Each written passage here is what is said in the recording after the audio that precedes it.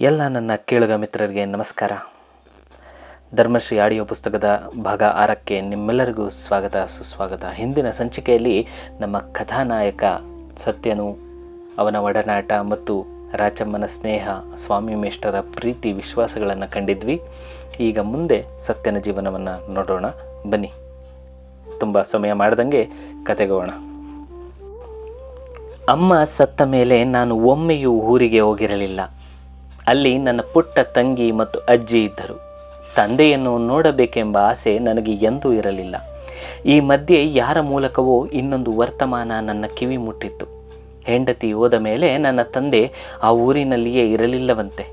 ನನ್ನ ಅಮ್ಮನ ಒಡವೆಗಳಲ್ಲಿ ಕೈಗೆ ಸಿಕ್ಕಿದ ಕೆಲವನ್ನು ಹೊತ್ತುಕೊಂಡು ಎಲ್ಲಿಯೋ ತೀರ್ಥಯಾತ್ರೆಗೆ ಹೊರಟು ಹೋಗಿದ್ದರಂತೆ. ಹೋಗಿ 1.5 ವರ್ಷವಾಗುತ್ತಾ ಬಂದರೂ ಹಿಂತಿರುಗಿರಲಿಲ್ಲ. ಊರಿನಲ್ಲಿ ಅಜ್ಜಿ ಮತ್ತು ತಂಗಿ ಇಬ್ಬರೇ. ಆ ಮಗ ಇದ್ದರೂ ಒಂದೇ ಬಿಟ್ಟರು ಒಂದೇ ಎಂದು ಅಜ್ಜಿಯು ಮೊಮ್ಮಗಳನ್ನು ಸಾಕಿಕೊಂಡು ಮನೆಯಲ್ಲಿದ್ದಳಂತೆ. ಇದ್ದ ಒಂದು ಹೊಲದ ವರಮಾನದಲ್ಲಿ ಅವರಿಬ್ಬರ ಜೀವನ ಹೇಗೋ ಸಾಗುತ್ತಿತ್ತು. ಒಮ್ಮೆಯಾದರೂ ಊರಿಗೆ ಹೋಗಿ ಬರಬೇಕೆಂದು ಆಸೆಯಾಗಿತ್ತು. ಆದರೆ ಊರಿನ ನೆನಪು ಬಂದ ತಕ್ಷಣ ಬಾಲ್ಯದಲ್ಲಿ ನನ್ನನ್ನು ಅತ್ಯಂತ ಸುಖವಾಗಿ ಲಾಲಿಸಿ ಪ್ರೀತಿಸಿದ ಅಮ್ಮನ ನೆನಪು ಬರುತ್ತಿತ್ತು. ಪರ ಊರಿನ ನನ್ನ ಜೀವನ, ಮೇಷ್ಟರು, ಓದು ಮತ್ತು ಇತರ ಹವ್ಯಾಸಗಳಲ್ಲಿ ನಾನು ಅಮ್ಮನನ್ನು ಮರೆತಿದ್ದೆ. ಊರಿಗೆ ಒಮ್ಮೆ ಹೋದರೆ ದುಃಖದ ಸಂಗತಿಯು ಮನಸ್ಸಿನಲ್ಲಿ ಮರುಕಳಿಸುವುದು ಸಂಭವವಿತ್ತು. ಇದನ್ನು ಯೋಚಿಸಿದಂತೆಲ್ಲ ಅಲ್ಲಿಗೆ ಹೋಗುವ ಯೋಚನೆಯೇ ಕಳಲಿ ಹೋಗುತ್ತಿತ್ತು. ಅಲ್ಲದೆ ಅಲ್ಲಿಗೆ ಹೋಗಲು ಮಾವನ ಊರಾದ ನಾಗೂರಿನ ಮೇಲೆಯೇ ದಾರಿ. ಅದು ನಡೆದು ಹೋಗಬೇಕು. ಪುನಃ ನಾಗೂರಿಗೆ ಅಭಿಮುಖವಾಗಿ ನಡೆಯುವುದೆಂದರೆ ತಿರಸ್ಕಾರದಿಂದ ನನ್ನ ಮೈಯಲ್ಲಿ ಮುಳ್ಳು ಮುರಿದಂತಾಗುತ್ತಿತ್ತು. ಹುಟ್ಟಿದ ಊರಿನ, ಮನೆಯ ಮತ್ತು ಸಂಬಂಧಗಳ ತಂತುವನ್ನು ಕಡಿದುಕೊಂಡು ಜೀವನವು ಹೊಸ ವಾತಾವರಣದಲ್ಲಿ ತನ್ನದೇ ಆದ ರೀತಿಯಲ್ಲಿ ಸಾಗುತ್ತಿತ್ತು. ಆಗ ಜೀವನದ ಬಗ್ಗೆ ನಾನೆಂದೂ ಯೋಚಿಸುತ್ತಿರಲಿಲ್ಲ. ಯೋಚಿಸುವ ವಯಸ್ಸು ಅದಲ್ಲ. ಮಿಡಲ್ ಸ್ಕೂಲಿನ ಕೊನೆಯ ವರ್ಷದಲ್ಲಿಯೇ ಪಬ್ಲಿಕ್ ಪರೀಕ್ಷೆಗೆ ಕಟ್ಟುವ 5 ರೂಪಾಯಿಗಳನ್ನು ತುಂಬಿಯೂ ಆಗಿತ್ತು. ಪರೀಕ್ಷೆಗೆಂದು ಓದುವ ಯೋಚನೆ ನನಗೆ ಎಂದೂ ಇರಲಿಲ್ಲ. ಎಲ್ಲ ಪಠ್ಯ ಪುಸ್ತಕಗಳು ನನ್ನ ಬಾಯಿಯಲ್ಲೇ ಇದ್ದವು. ಮೇಷ್ಟರ ಮನೆಗೆ ಪಾಠಕ್ಕೆ ಬರುವ ನನ್ನ ತರಗತಿಯ ಇತರ 2 ಹುಡುಗರಿಗೆ ನಾನೇ ಪಾಠ ಹೇಳಿಕೊಡುತ್ತಿದ್ದೆ. ರಾಚಮ್ಮನು ಬುದ್ಧಿವಂತೆಯಾದ ಹುಡುಗಿಯಾದ್ದರಿಂದ ಯಾವಾಗಲೂ ಕುಳಿತು ಓದುತ್ತಿರಲಿಲ್ಲ. ನಾವಿಬ್ಬರೂ ಎಂದಿನಂತೆ ಜೊತೆಯಲ್ಲಿ ಇರುತ್ತಿದ್ದೆವು. ಇಷ್ಟು ದಿನಗಳ ಪರಸ್ಪರ ಒಡನಾಟ, ನಮ್ಮಿಬ್ಬರ ಸ್ನೇಹ ಬಹು ಆಳವಾಗಿ ಬೇರು ಬಿಟ್ಟಿತ್ತು. ಒಬ್ಬರನ್ನೊಬ್ಬರು ನೋಡದೆ ಒಂದು ದಿನವಿರುವುದು ನಮಗೆ ಸಾಧ್ಯವಾಗುತ್ತಿರಲಿಲ್ಲ. ಸಾಮಾನ್ಯವಾಗಿ ಭಾನುವಾರ ಮಧ್ಯಾಹ್ನ ನಾನು ಅವಳ ಊರಿಗೆ ಹೋಗುತ್ತಿದ್ದೆ. ಆಗಾಗ ಅವರ ಚರ್ಚಿಗೂ ಹೋಗುತ್ತಿದ್ದೆ. ಕರಿಗಡ್ಡದ ಬಿಳಿ ಲಂಗದ ಅವರ ಗುರುಗಳು ನನಗೆ ಅವರ ದೇವರ ವಿಷಯವಾಗಿ ಏನೇನೋ ಹೇಳುತ್ತಿದ್ದರು. ನಮ್ಮ ದೇವರ ವಿಷಯವಾಗಿ ನನಗೆ ತಿಳಿಯದ ಪ್ರಶ್ನೆಗಳನ್ನು ಕೇಳುತ್ತಿದ್ದರು. ಮಾರ್ಚ್ ತಿಂಗಳಲ್ಲಿ ನಮ್ಮ ಪಬ್ಲಿಕ್ ಪರೀಕ್ಷೆ ನಡೆಯಿತು. ಪರೀಕ್ಷೆಗೆ ನಾವೆಲ್ಲರೂ ತಾಲೂಕಿನ ಮುಖ್ಯ ಸ್ಥಳವಾದ ಚಲುವರಾಯಪಟ್ಟಣಕ್ಕೆ ಹೋಗಿದ್ದೆವು. ಪರೀಕ್ಷೆಯಾದ ನಂತರ ನಾನು ರಾಚಮ್ಮನನ್ನು ನೋಡಿರಲಿಲ್ಲ. ಮಧ್ಯಾಹ್ನ ಅವಳ ಊರಿಗೆಂದು ಹೊರಟು ಕೆರೆಯ ಏರಿಯ ಮೇಲೆ ಹೋಗುತ್ತಿದ್ದೆ. ದಾರಿಯಲ್ಲಿ ಹೋಟೆಲಿನ ಗುರುರಾಯರು, ಇಸ್ಪೇಟ್ ಕ್ಲಬ್ಬಿನ ಸೆಕ್ರೆಟರಿ ರೇವಣ್ಣನವರು ಸಿಕ್ಕಿದರು. ಅವರನ್ನು ಕಂಡರೆ ನನಗೆ ಬಹಳ ಸಲಿಗೆ ಇತ್ತು. ನನ್ನನ್ನು ನೋಡಿದ ಅವರು ಏನೋ ಕೆಲಸವಿದೆ, ಈಗಲೇ ಬಾ ಎಂದು ಹೇಳಿ ಬಲವಂತದಿಂದ ನನ್ನ ಕೈ ಹಿಡಿದು ನರಸಾಪುರಕ್ಕೆ ಕರೆದುಕೊಂಡು ಬಂದರು. ನಾವು 3 ಮೇಷ್ಟರ ಮನೆಗೆ ಬಂದ ಮೇಲೆ ರೇವಣ್ಣನವರು ಕೇಳಿದರು, ಆ ಕ್ರಿಶ್ಚಿಯನ್ ಹುಡುಗಿನ ಮದುವೆ ಮಾಡಿಕೊಳ್ಳೋಕ್ಕೆ ಹೋಗ್ತಿದ್ದೇನೋ ಸತ್ಯ? ಗುರುರಾಯರು ನಡುವೆ ಬಾಯಿ ಹಾಕಿ, ಮದುವೆ ಅಂದರೆ ಅವನು ಚರ್ಚ್ ಮ್ಯಾರೇಜ್ ಮಾಡಿಕೋತಾನೆ, ಅವಳನ್ನು ಲವ್ ಮಾಡ್ತಾ ಇದ್ದಾನೆ ಅಲ್ವೇನೋ ಎಂದರು. ಅವರ ಮಾತು ನನಗೆ ಅರ್ಥವಾಗಲಿಲ್ಲ. ನಾನು ಸ್ವಲ್ಪ ವಿಚಲಿತನಾಗಲಿಲ್ಲ. ಅವರ ಧ್ವನಿಯಲ್ಲಿ ಕೋಪ ಅಥವಾ ವಿಭತ್ಸ ಇರಲಿಲ್ಲ. ಗುರುರಾಯರು ಸ್ವಾಮಿ ಮೇಷ್ಟರ ಕಡೆ ತಿರುಗಿ, ಈಗ ತಾನೇ ನಿಮ್ಮ ಹುಡುಗ ಯೇಸುಪುರಕ್ಕೆ ಅಳಿಯತನ ಮಾಡಕ್ಕೆ ಹೊರಟಿದ್ದ, ದಾರಿಲಿ ಸಿಕ್ಕಿದ, ನಾವು ಕರ್ಕೊಂಡು ಬಂದವು, ನಿಮಗೆ ಗೊತ್ತಿಲ್ವಾ ವಿಷಯ ಎಂದರು. 1-2 ನಿಮಿಷ ಮೌನವಾಗಿದ್ದು ನಂತರ ನನ್ನೊಡನೆ ಮಾತನಾಡುವಾಗ ಎಂದೂ ಇಲ್ಲದಿದ್ದ ಗಂಭೀರ ಧ್ವನಿಯಲ್ಲಿ ಮೇಷ್ಟರು ಹೇಳಿದರು, ಲವ್ ಇನ್ನು ಮೇಲೆ ನೀನು ಆ ಹುಡುಗಿಯ ಜೊತೆ ಸೇರ್ಕೂಡ್ದು, ಆ ಊರ ಕಡೆ ಕಾಲು ಹಾಕಕೂಡದು, ಗೊತ್ತಾಯ್ತೋ? ನಾನು ಮೌನವಾಗಿದ್ದೆ. ಹಾಗೇನಾದರೂ ಆ ಕಡೆ ಹೋದ್ಯೋ ನಿನ್ನ ಸುಮ್ಮನೆ ಬಿಡಲ್ಲ ಜೋಪಾನ. ಮೇಸ್ಟರ ಮಾತುಗಳನ್ನು ಕೇಳಿ ನನಗೆ ಬಹಳ ಕೆಡುಕೆನಿಸಿತು. ನಾನು ಏನೂ ತಪ್ಪು ಮಾಡಿದ್ದೇನೆ? ಹಿಂದೆ ನಾನು ಒಮ್ಮೆ ಯೇಸುಪುರದಲ್ಲಿ ಕಾಯಿಲೆಯಿಂದ ಮಲಗಿದ್ದ ದಿನ ಮಾತ್ರ ಮೇಷ್ಟರು ಸ್ವಲ್ಪ ಬೈದಿದ್ದರು. ಅದಾದ ಮೇಲೆ ಒಂದು ದಿನವೂ ಅವರು ಈ ವಿಷಯವಾಗಿ ಒಂದು ಮಾತನ್ನು ಆಡಿರಲಿಲ್ಲ. ಈ ದಿನ ಇಷ್ಟೊಂದು ಕೋಪದ ಧ್ವನಿಯಲ್ಲಿ ಮಾತನಾಡಿದ್ದಾರೆ. ನನ್ನೆದುರು ಕುಳಿತಿರುವ ಇವರುಗಳೇನಾದರೂ ಸುಳ್ಳು ಚಾಡಿ ಹೇಳಿದ್ದಾರೆಯೇ? ನಾನು ರಾಚಮ್ಮನನ್ನು ನೋಡಿದರೆ ತಪ್ಪೇನು? ಅವಳು ಮುಟ್ಟಿದ ನೀರು ಸಹ ನಾನು ಇದುವರೆಗೂ ಕುಡಿದಿಲ್ಲ, ಮುಂದೆಯೂ ಕುಡಿಯುವುದೂ ಇಲ್ಲ. ನಾನು ಎದ್ದು ಹೋಗಿ ನನಗಾಗಿ ಇದ್ದ ಕೊಠಡಿಯಲ್ಲಿ ಮಲಗಿಕೊಂಡೆ. ಮನಸ್ಸಿಗೆ ನಿರಾಸೆಯಾಗಿತ್ತು, ಬೇಸರವಾಗಿತ್ತು. ಹೊರಗಿನ ಪಡಸಾಲೆಯಲ್ಲಿ ಇಸ್ಪೀಟಾಟದ ಆ ಮೂವರು ಕುಳಿತು ಮಾತನಾಡುತ್ತಿದ್ದರು. ಅವರ ಮಾತುಗಳು ನನ್ನ ಕಿವಿಯ ಮೇಲೆ ಬೀಳುತ್ತಿದ್ದವು. ಯೇಸುಪುರದಲ್ಲಿದ್ದ ಹೊಸ ಪಾದ್ರಿ ಮಹಾ ಘಾಟಿ ಮನುಷ್ಯನಂತೆ. ಆ ಊರಿನ ಪಕ್ಕದ ಹೊಲೆಯರ ಊರಾದ ಕೊಪ್ಪಲಿಗೆ ಅವನು ಆಗಾಗ್ಗೆ ಹೋಗುತ್ತಿದ್ದನಂತೆ. ಅವರಿಗೆ ಏನಾದರೂ ಕಾಯಿಲೆಯಾದರೆ ಆ ಪಾದ್ರಿ ಬಿಟ್ಟಿ ಔಷಧಿಗಳನ್ನು ಕೊಟ್ಟಿದ್ದನಂತೆ. ಇಂಜೆಕ್ಷನ್ ಚುಚ್ಚಿದರೆ ಅದರೊಳಗಿರುವುದು ಯೇಸುದೇವರ ತೀರ್ಥವೆಂದು ಆ ಜನರಿಗೆ ನಂಬಿಕೆ ಹುಟ್ಟಿಸುತ್ತಿದ್ದನಂತೆ. ಮಾತ್ರೆಯನ್ನು ದೇವರ ಪ್ರಸಾದ ಎನ್ನುತ್ತಿದ್ದನಂತೆ. ಹೀಗೆ ಮಾಡಿ ಆ ಊರಿನ 30 ಮನೆಯವರನ್ನು ತನ್ನ ದೇವರ ಕಡೆಗೆ ಒಲಿಸಿಕೊಂಡಿದ್ದನಂತೆ. ಅವರಿಗೆಲ್ಲ ಇನ್ನೂ ಏನೇನೋ ಆಸೆ ಹುಟ್ಟಿಸಿದ್ದನಂತೆ. ನಿನ್ನೆ ತಾನೇ ಆ ಊರಿನ ಎಲ್ಲ ಹೊಲೆಯರನ್ನು ಕ್ರಿಶ್ಚಿಯನ್ ಜಾತಿಗೆ ಸೇರಿಸಿಕೊಂಡನಂತೆ. ಈ ಕೊಪ್ಪಲನ್ನು ಇನ್ನು ಮೇಲೆ ಕ್ರಿಶ್ಚಿಯನ್ ಕೊಪ್ಪಲು ಎಂದು ಕರೆಯುತ್ತಾರಂತೆ. ರೇವಣ್ಣನವರು ಹೇಳುತ್ತಿದ್ದರು. ಅವರು ಒಂದಲ್ಲ ಒಂದು ದಿನ ನಮ್ಮೆಲ್ಲರನ್ನು ಅವರ ಜಾತಿಗೆ ಸೇರಿಸಿಕೊತಾರೆ ಮೇಸ್ಟ್ರೇ. ಮೇಸ್ಟರು ನೋಡಿ, ನನಗೆ ಈಗ ಅರ್ಥವಾಗ್ತಾ ಇದೆ. ನಮ್ಮ ಹುಡುಗ ಅವರ ಊರಿಗೆ ಹೋದಾಗಲೆಲ್ಲ ಆ ಪಾದ್ರಿ ಯೇಸು ಕ್ರಿಸ್ತನ ಫೋಟೋ ಕೊಟ್ಟು ಕಳಿಸ್ತಾ ಇದ್ದ. ಅವನಿಗೆ ಒಂದು ಸಲ ಜ್ವರ ಬಂದಿತ್ತು. ಆಗ ಅವನಿಗೆ ಔಷಧಿ ಕೊಟ್ಟು ಕಾಯಿಲೆ ವಾಸಿ ಮಾಡಿ, ಕಾಯಿಲೆ ಹುಷಾರಾದದ್ದು ಔಷಧಿಯಿಂದ ಅಲ್ಲ, ಅವರ ದೇವರ ದಯದಿಂದ ಅಂತ ಹೇಳಿ ಕಳಿಸಿದರಂತೆ ಎಂದರು. ರೇವಣ್ಣನವರು ಕೊನೆಯದಾಗಿ ಹೇಳಿದರು, ನೀವು ಅವನನ್ನು ಸ್ವಲ್ಪ ಭಯದಿಂದ ಇಡಿ. ಮುಂದೆ ಬೆಳೆದು ದೊಡ್ಡವನಾಗಬೇಕಾದ ಹುಡುಗ. ಆ ಹುಡುಗಿ ಜೊತೆ ಸೇರಿ ಆ ಪಾದ್ರಿಯಿಂದ ಜಾತಿಗೆಟ್ಟು ಹಾಳಾಗಿ ಹೋದಾನು. ನನ್ನ ತಲೆಯಲ್ಲೂ ಆಲೋಚನೆಗಳು ನಡೆಯುತ್ತಿತ್ತು. ಆ ಕೊಪ್ಪಲನ್ನು ನಾನು ನೋಡಿದ್ದೆ. ಅವರೆಲ್ಲರೂ ಹೊಲೆಯರು. ಆ ಊರಿನ ಮೂಲಕ ಹಾಯ್ದು ಹೋದುದಕ್ಕಾಗಿ ತೋಟದ ಬಾವಿಯಲ್ಲಿ ತಲೆಗೆ ಸ್ನಾನ ಮಾಡಿದ್ದೆ. ಬಿಳಿ ಲಂಗದ ಪಾದ್ರಿ ಎಂತಹ ಮನುಷ್ಯನಿರಬೇಕು! ಇನ್ನು ಮೇಲೆ ನಾನು ಆ ಗುರುವನ್ನು ನೋಡಲೇಬಾರದು. ಆದರೆ ರಾಚಮ್ಮ, ಅವಳನ್ನು ಯಾರಿಗೂ ಕಾಣದಂತೆ ಆದರೂ ಹೋಗಿ ನೋಡಿಕೊಂಡು ಬರಬೇಕು. ರೇವಣ್ಣನವರು ಗುರುರಾಯರು ಹೋದ ಮೇಲೆ ಮೇಸ್ಟರಿಗೆ ಹೇಳಿದೆ, ನನಗೆ ಅದೆಲ್ಲ ಗೊತ್ತಿರಲಿಲ್ಲ. ಇನ್ನು ಮೇಲೆ ಆ ಊರಿಗೆ ಹೋಗುವುದಿಲ್ಲ.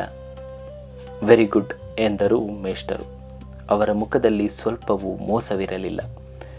3ನೆಯ ಬೆಳಗ್ಗೆ ಇನ್ನೂ ಕತ್ತಲಿರುವಾಗ ಎದ್ದು ಕೆರೆ ಏರಿಯ ದಾರಿ ಬಿಟ್ಟು ಹೊಲದ ಹಾದಿಯಲ್ಲಿ ಯೇಸುಪುರಕ್ಕೆ ಹೋದೆ. ರಾಚಮ್ಮನ ತಂದೆ ಆಗ ತಾನೇ ಎದ್ದು ಹೊಲದ ಕಡೆ ಬರುತ್ತಿದ್ದರು. ಊರಿನ ಹೊರಗೆ ಸಿಕ್ಕಿದ್ದ ಅವರಿಂದ ತಿಳಿಯಿತು, ರಾಚಮ್ಮ ಊರಿನಲ್ಲಿರಲಿಲ್ಲ. ಅವರ ಅಕ್ಕನ ಊರಾದ ಹಾಸನಕ್ಕೆ ಹೋಗಿದ್ದಳು. ರಜದ ಪೂರ್ತಿ ಅಲ್ಲಿಯೇ ಇರುತ್ತಾಳೆ. ಅವಳ ತಂದೆ ನಗು ಮುಖದಿಂದ ಮಾತನಾಡಿಸಿದರು. ಅವರು ಹೇಳಿದ ವರ್ತಮಾನದಿಂದ ನನಗೆ ಮಂಕು ಕವಿದಂತಾಯಿತು. ನನ್ನ ಪಾಡಿಗೆ ನಾನು ಹೊಲದ ಹಾದಿಯಿಂದ ನರಸಾಪುರಕ್ಕೆ ಹಿಂತಿರುಗಿದೆ. ಪುನಃ ಯೇಸುಪುರಕ್ಕೆ ಹೋಗಲೇ ಇಲ್ಲ. ಇದಾದ 15 ದಿನಕ್ಕೆ ನರಸಾಪುರದ ನರಸಿಂಹದೇವರ ರಥೋತ್ಸವ ನಡೆಯಿತು. ಈ ಸಲ ಕೊಪ್ಪಲಿನವರು ದೇವಸ್ಥಾನದ ಮುಂದೆ ಚಪ್ಪರ ಕಟ್ಟಲು ಬರಲಿಲ್ಲ. ತಮಟೆ ಬಡಿದು ಕಹಳೆ ಊದಲಿಲ್ಲ. ಅದರ ಬದಲು 20 ಜನರು ಒಂದು ಗುಂಪಿನಲ್ಲಿ ಬಂದು ದೇವಸ್ಥಾನ ಪ್ರವೇಶಿಸಲು ಯತ್ನಿಸಿದರಂತೆ. ಅರ್ಚಕರು ಅವರನ್ನು ತಡೆದರು. ಕೊಪ್ಪಲಿನವರು ನಾವು ಈಗ ಹೊಲೆಯರಲ್ಲ, ಕಿರಿಸ್ತಾನರು. ನಿಮ್ಮ ದೇವರ ಗುಡಿಯೊಳಗೆ ಹೊಲೆಯರನ್ನು ಬಿಡಕೂಡದು ಅಂತ ಶಾಸ್ತ್ರ ಐತೆ, ಅನ್ನು ಬಿಡಬಹುದು ಎಂದು ವಾದ ಮಾಡಿದರಂತೆ. ಕೊನೆಗೆ ಪಂಚಾಯಿತಿಯಾಗಿ ಕೊಪ್ಪಲಿನವರು ಈಗ ಹೊಲೆಯರಲ್ಲವಾದುದರಿಂದ ಅವರನ್ನು ದೇವಾಲಯದೊಳಗೆ ಉತ್ತಮ ಹಿಂದೂಗಳ ಜೊತೆಯಲ್ಲಿ ಬಿಡಬಹುದು ಎಂದು ಧರ್ಮಾಧಿಕಾರಿಗಳು ತೀರ್ಮಾನಿಸಿದರಂತೆ. ಕೊಪ್ಪಲಿನಲ್ಲಿ ಇನ್ನೂ ಕಿರಿಸ್ತಾನರಾಗದೆ 3 ಮನೆಗಳು ಉಳಿದಿದ್ದರಂತೆ. ಕಿರಿಸ್ತಾನರಾಗದೆ ತಮ್ಮನ್ನು ನರಸಿಂಹದೇವರ ಗುಡಿಗೆ ಸೇರಿಸುತ್ತಾರೆಂದು ತಿಳಿದು ಅವರು 15 ದಿನದಲ್ಲಿ ಪಾದ್ರಿಯ ಜಾತಿಗೆ ಸೇರಿಕೊಂಡರಂತೆ. ಬೇಸಿಗೆ ರಜಾ ಇನ್ನೇನು ಕಳೆಯುವುದರಲ್ಲಿತ್ತು. ನಮ್ಮ ಪರೀಕ್ಷೆಯ ಫಲಿತಾಂಶ ಹೊರಬಿದ್ದಿರಲಿಲ್ಲ. ನಾನು ಪ್ರಥಮ ಶ್ರೇಣಿಯಲ್ಲಿ ತರಗಡೆ ಹೊಂದುವುದರಲ್ಲಿ ನನ್ನ ಮೇಷ್ಟರಿಗೆ ಸಂಶಯವಿರಲಿಲ್ಲ. ಮುಂದೆ ಓದಬೇಕೆಂಬ ಆಸೆ ನನ್ನಲ್ಲಿ ತುಂಬಿತ್ತು. ಮುಂದಿನ ಓದಿಗೆ ಬೇಕಾದ ಸಹಾಯ ಪ್ರೋತ್ಸಾಹಗಳ ಬಗೆಗೆ ನಾನು ಎಂದೂ ವಿವರವಾಗಿ ಆಲೋಚಿಸಿರಲಿಲ್ಲ. ಭವಿಷ್ಯದ ಬಗ್ಗೆ ಒಂದು ವಿಧವಾದ ಅಕಲ್ಪಿತ ಶ್ರದ್ಧೆ, ನಂಬಿಕೆಗಳು ನನ್ನಲ್ಲಿ ಮನೆ ಮಾಡಿದ್ದವು. ಹೈಸ್ಕೂಲು ಓದಬೇಕು, ಸಾಧ್ಯವಾದರೆ ಕಾಲೇಜಿನಲ್ಲಿಯೂ ಕಲಿಯಬೇಕು, ತುಂಬ ಪುಸ್ತಕಗಳನ್ನು ಓದಬೇಕು, ಇಷ್ಟೇ ನನಗಿದ್ದ ಆಸೆ. ದೊಡ್ಡ ನೌಕರಿ ದೊರಕಿಸಿ ಸಂಪತ್ತಿನಿಂದ ಮೆರೆಯಬೇಕೆಂಬ ಆಕಾಂಕ್ಷೆ ಒಂದು ಕಣದಲ್ಲೂ ನನ್ನಲ್ಲಿ ಇರಲಿಲ್ಲ. ಫಲಿತಾಂಶ ಪ್ರಕಟವಾಯಿತು. ಮೇಷ್ಟರ ನಿರೀಕ್ಷೆ ನಿಜವಾಗಿತ್ತು. ಆ ತಾಲೂಕಿನ ಕೇಂದ್ರಕ್ಕೆ ನಾನೇ ಮೊದಲನೆಯವನಾಗಿದ್ದೆ. ರಾಚಮ್ಮನಿಗೂ ತರಗಡೆಯಾಗಿತ್ತು. ಮುಂದೆ ಮೇಷ್ಟರು ಒಂದು ಉಪಾಯ ಸೂಚಿಸಿದರು. ಈಗ ತಕ್ಷಣದಲ್ಲಿ ನೀನು ಸ್ಕೂಲಿಗೆ ಸೇರಕ್ಕೆ ಮೇಲು ಖರ್ಚು ನಾನು ಕೊಡ್ತೀನಿ. ಚಲುವರಾಯಪಟ್ಟಣಕ್ಕೆ ಹೋಗಿ ಹೈಸ್ಕೂಲಿಗೆ ಸೇರು. ನಿಮ್ಮ ಜನದ ಹುಡುಗರು ಮಾಡ್ತಾರಲ್ಲ, ಒಂದು ಜೋಳಿಗೆ ಹಿಡ್ಕೊಂಡು ಭವತಿ ಭಿಕ್ಷಾಂದೇಹಿ ಅಂತ, ಹಾಗೆ ಭಿಕ್ಷಾನ್ನ ಮಾಡು. ಊಟದ ಕತೆ ಕಳೆಯುತ್ತೆ. ನಿನ್ನ ಮೇಲ್ಖರ್ಚಿಗೆ ನಿಧಾನವಾಗಿ 1-2 ಪಾಠ ಗೊತ್ತು ಮಾಡಿಕೊಳ್ಳುವೆಯಂತೆ. ಅಲ್ಲಿಯವರೆಗೆ ನಾನು ಸ್ವಲ್ಪ ದುಡ್ಡು ಕೊಡ್ತೀನಿ. ಚಲುವರಾಯಪಟ್ಟಣದಲ್ಲಿ ಮೇಷ್ಟರ ಗುರುತಿನವರೊಬ್ಬರಿದ್ದರು. ಅವರ ನೆರವಿನಿಂದ ಅಲ್ಲಿಗೆ ಹೋದ ತಕ್ಷಣ ಒಂದು ರೂಮು ಸಿಕ್ಕಿತು. ತಕ್ಷಣ 4 ಪಾಠ ದೊರೆಯಿತು. ಪಾಠದ ಹುಡುಗರೆಲ್ಲರ ಲೋಯರ್ ಸೆಕೆಂಡರಿ ಪರೀಕ್ಷೆಗೆ ಹೋಗುವವರು. ಆಗ ತಾನೇ ಲೋಯರ್ ಸೆಕೆಂಡರಿ ಪರೀಕ್ಷೆ ಮುಗಿಸಿ ಬಂದಿದ್ದ ನಾನು ಅದೇ ತರಗತಿಗೆ ಪಾಠ ಹೇಳಬಲ್ಲೆನೆ ಎಂದು ಆ ಹುಡುಗರ ತಂದೆಯರು ಶಂಕಿಸಿದ್ದರು. ಅಲ್ಲದೆ ಆಗ ನನಗಿನ್ನೂ 16ರ ವಯಸ್ಸು. 1-2 ದಿನ ನಾನು ಪಾಠ ಹೇಳುವಾಗ ಹುಡುಗರ ತಂದೆಯರು ತಾವು ಎದುರಿಗೆ ಕುಳಿತು ಕೇಳುತ್ತಿದ್ದರು. ನಂತರ ಅವರಿಗೂ ಸಮಾಧಾನವಾಯಿತು. 4 ಹುಡುಗರಿಂದ ಒಟ್ಟು 15 ರೂಪಾಯಿ ದೊರೆಯುವಂತಾಯಿತು. ನನಗೆ ಇನ್ನೂ ಮುಂಜೆಯಾಗಿರಲಿಲ್ಲ. ಆ ಕರ್ಮವನ್ನು ನನಗೆ ಮಾಡುವರಾದರೂ ಯಾರು? ವಿದ್ಯಾಭ್ಯಾಸಕ್ಕೋಸ್ಕರ ಸುಳ್ಳು ಹೇಳಿದರೂ ಚಿಂತೆ ಇಲ್ಲ ಎಂದು ಯೋಚಿಸಿದೆ. ಅರ್ಧಾಣೆಯನ್ನು ಕೊಟ್ಟು ಅಂಗಡಿಯಲ್ಲಿ ಒಂದು ಒಂಟಿ ಜನಿವಾರ ತೆಗೆದುಕೊಂಡು ಕೊರಳಿಗೆ ಹಾಕಿಕೊಂಡು ಒಂದು ಜೋಳಿಗೆ ಒಂದು ಟಿಫನ್ ಕ್ಯಾರಿಯರ್ ಕೈಲಿ ಹಿಡಿದು ದಿನವೂ ಮಧ್ಯಾಹ್ನ ಭಿಕ್ಷಾನ್ನಕ್ಕೆ ಹೋಗುತ್ತಿದ್ದೆ. 2 ಹೊತ್ತಿಗೂ ಆಗಿ ಉಳಿಯುವಷ್ಟು ಅನ್ನ ಸಿಕ್ಕುತ್ತಿತ್ತು. ಮೇಲು ಖರ್ಚಿನ ವ್ಯವಸ್ಥೆಯು ತನ್ನ ತಾನಾಗೇ ರೂಪುಗೊಂಡಿತ್ತು. ಹೈಸ್ಕೂಲಿನ ವಿದ್ಯಾರ್ಥಿಯಾಗಿ ನಾನು ಹಿಂದಿನ ವರ್ಷಕ್ಕಿಂತ ಹೆಚ್ಚಿನ ತರಗತಿಯಲ್ಲಿ ಓದುತ್ತಿದ್ದೆ. ಇನ್ನು 3 ವರ್ಷದಲ್ಲಿ ನಾನು ನಮ್ಮ ಮೇಷ್ಟರಷ್ಟೇ ಓದುತ್ತೇನೆ ಎಂಬ ಹೆಮ್ಮೆ ನನಗಿತ್ತು. ಆದರೂ ಆ ಹೊಸ ಊರಿನಲ್ಲಿ ಮನಸ್ಸಿಗೆ ನೆಮ್ಮದಿ ಇರಲಿಲ್ಲ. ಹಾಗಾಗಿ ರಾಚಮ್ಮನ ನೆನಪು ಬರುತ್ತಿತ್ತು. ಅವಳ ವಿಷಯವೇ ತಿಳಿಯಲಿಲ್ಲ. ಹೈಸ್ಕೂಲಿನ ನನ್ನ ತರಗತಿಯಲ್ಲಿಯೂ ಮೊದಲನೆಯವನಾಗಿದ್ದೆ. ಉಪಾಧ್ಯಾಯರು ಇಂಗ್ಲಿಷ್ನಲ್ಲಿ ಕೇಳುವ ಪ್ರಶ್ನೆಗೆ ಇಂಗ್ಲಿಷ್ನಲ್ಲಿಯೇ ಉತ್ತರ ಹೇಳುತ್ತಿದ್ದ ವಿದ್ಯಾರ್ಥಿ ನಾನೊಬ್ಬನೇ ಆಗಿದ್ದೆ. ಶಾಲೆಯ ಮಿತವಾದ ಪಾಠಕ್ಕಿಂತ ನನಗೆ ಇನ್ನೂ ಹೆಚ್ಚಿನದು ಬೇಕಾಗಿತ್ತು. ಹೆಚ್ಚಾಗಿ ಕಲಿಯಬೇಕೆಂದು ತವಕಿಸುತ್ತಿದ್ದೆ. ಮನಸ್ಸಿಗೆ ಶಾಲೆಯ ಗಿಳಿಪಾಠದಿಂದ ತೃಪ್ತಿಯಾಗುತ್ತಿರಲಿಲ್ಲ. ನರಸಾಪುರದಲ್ಲಿ ಸ್ವಾಮಿ ಮೇಷ್ಟರು ಶಾಲೆಯ ಪುಸ್ತಕ ಭಂಡಾರದಿಂದ ಪುಸ್ತಕಗಳನ್ನು ತಂದು ಕೊಡುತ್ತಿದ್ದರು. ಆ ಊರನ್ನು ಬಿಡುವ ವೇಳೆಗೆ ಅಲ್ಲಿ ದೊರೆಯುವ ಪುಸ್ತಕಗಳಲ್ಲಿ ಬಹುಭಾಗವನ್ನು ಓದಿ ಮುಗಿಸಿದ್ದೆ. ಈ ಹೈಸ್ಕೂಲಿನಲ್ಲಿ ಪುಸ್ತಕ ಭಂಡಾರ ಎಂಬ ಹೆಸರಿನ ಒಂದು ಕೊಠಡಿಯೇನೋ ಇತ್ತು. ಆದರೆ ಅದರಿಂದ ಯಾವ ಪುಸ್ತಕವೂ ಸಿಕ್ಕುತ್ತಿರಲಿಲ್ಲ. ಶಾಲೆಯ ಯಾವ ಮೇಷ್ಟರೊಡನೆಯೂ ನನಗೆ ವೈಯಕ್ತಿಕ ಪರಿಚಯವಿರಲಿಲ್ಲ. ಮಾಧ್ಯಮಿಕ ಶಾಲೆಯಲ್ಲಿ ಓದುತ್ತಿದ್ದಾಗ ಎಲ್ಲರಿಂದಲೂ ಮನ್ನಣೆ ದೊರೆಯುತ್ತಿತ್ತು. ಶಾಲೆಗೆ ಮೊದಲನೆಯ ವಿದ್ಯಾರ್ಥಿಯಾಗಿ ವಾಗ್ಮಿಯಾಗಿ ಹೆಸರು ಪಡೆದಿದ್ದೆ. ಉಳಿದ ಎಲ್ಲ ಉಪಾಧ್ಯಾಯರು ನನ್ನ ಪುರಸ್ಕರಿಸುತ್ತಿದ್ದರು. ಹೈಸ್ಕೂಲಿನಲ್ಲಿಯೂ ಒಮ್ಮೆ ನಡೆದ ಚರ್ಚಾ ಸ್ಪರ್ಧೆಯಲ್ಲಿ ಮಾತನಾಡಿದ್ದೆ.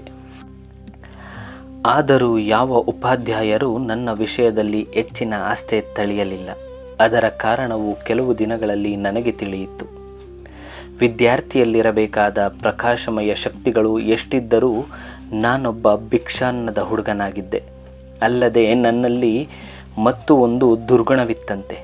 ತರಗತಿಯಲ್ಲಿ ಉಪಾಧ್ಯಾಯರು ಹೇಳಿದ ಯಾವುದಾದರೂ ಅಭಿಪ್ರಾಯ ನನಗೆ ಒಪ್ಪಿಗೆಯಾಗದಿದ್ದರೆ ಧೈರ್ಯವಾಗಿ ಎದ್ದು ನಿಂತು ಚರ್ಚಿಸುತ್ತಿದ್ದೆ. ಈ ಗುಣವನ್ನು ನನಗೆ ಸ್ವಾಮಿ ಮೇಷ್ಟರು ಕಲಿಸಿದ್ದರು. ಮುಖ್ಯೋಪಾಧ್ಯಾಯರು ಒಂದು ಸಲ ತರಗತಿಯಲ್ಲಿ ಹೇಳುತ್ತಿದ್ದರು, ಜಗತ್ತಿನ ಎಲ್ಲ ಧರ್ಮಗಳಿಗಿಂತಲೂ ಹಿಂದೂ ಮತವೇ ಶ್ರೇಷ್ಠವಾದದ್ದು.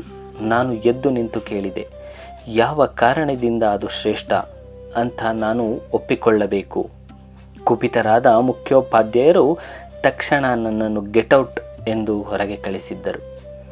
ನಾನು ಹೈಸ್ಕೂಲನ್ನು ಸೇರಿ 5 ತಿಂಗಳಾಗಿತ್ತು. ಇನ್ನು 3 ತಿಂಗಳಲ್ಲಿ ಮೊದಲನೆಯ ವರ್ಷವನ್ನು ಮುಗಿಸುವುದರಲ್ಲಿದ್ದೆ. ನನ್ನ ಮನಸ್ಸಿನಲ್ಲೂ ಈಗಲೂ ಅಚ್ಚಳಿಯದೆ ನಿಂತಿರುವ ಒಂದು ಸಂಗತಿ ಘಟಿಸಿತ್ತು. ಅಂತಹ ಸಂಘಟನೆ, ಅಂತಹ ಸಂಗತಿ ಆದರೂ ಏನು ಎಂಬುದನ್ನು ಮುಂದಿನ ಸಂಚಿಕೆಯಲ್ಲಿ ವಿವರವಾಗಿ ಕೇಳೋಣ. ಈ ನನ್ನ ಅಧ್ಯಾಯವನ್ನು ಇಲ್ಲಿಗೆ ಮುಗಿಸುತ್ತಿದ್ದೇನೆ. ಈ ಅಧ್ಯಾಯದ ಬಗ್ಗೆ ನಿಮ್ಮ ಅನಿಸಿಕೆ, ಅಭಿಪ್ರಾಯಗಳನ್ನು ಮರೆಯದೆ ಶೇರ್ ಮಾಡಿ ಮತ್ತು ಆದಷ್ಟು ಹೆಚ್ಚಿನ ಸಂಖ್ಯೆಯಲ್ಲಿ ನಮ್ಮ ಚಾನಲನ್ನು ಸಬ್ಸ್ಕ್ರೈಬ್ ಮಾಡಿ. ನಮಸ್ಕಾರ.